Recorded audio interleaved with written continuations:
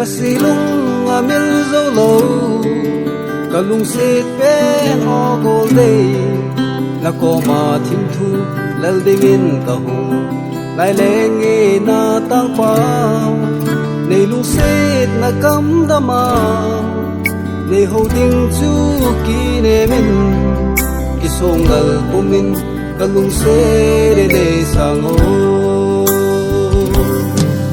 na so mai ka mu zite ki phalang nan ka dim jin kalung gel cheng jong sei do thei do min kalai gui a chom dan ji lung sang na lei to min dam do jin la dam thei lo cô lô kê ding in nam đôi pha bên nang nahi kalung sit nahi tum ko a ding mong a hi kalal chin tu seng a hu ko je nei ti ha en thei len vai nang ngai pu do na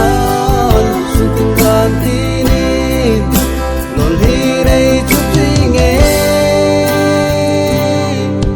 nang lo bin ai hen ding ken kamu zo po o go de nei sa ngin lang na lung se na le sa no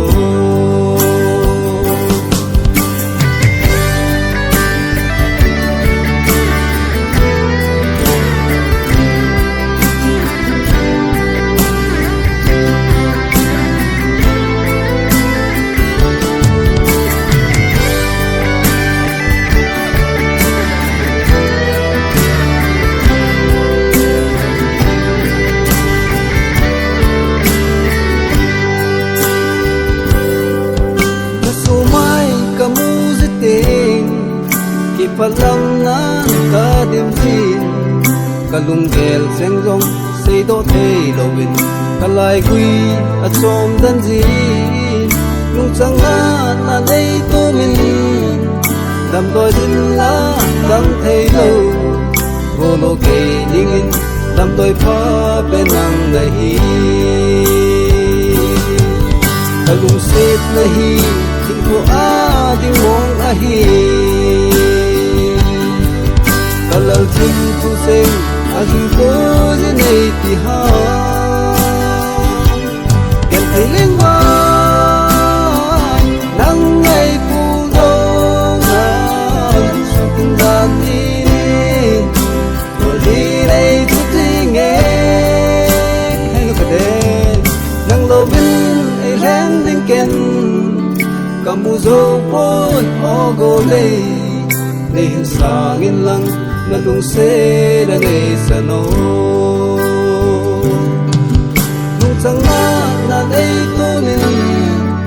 dam do jin la dam thei lo go lo ke ding in dam doi pha bên nang nahi ka so mai ka mu zite ki phalang nan ka dim ji go lo ke ding in dam đôi pha bên nang nahi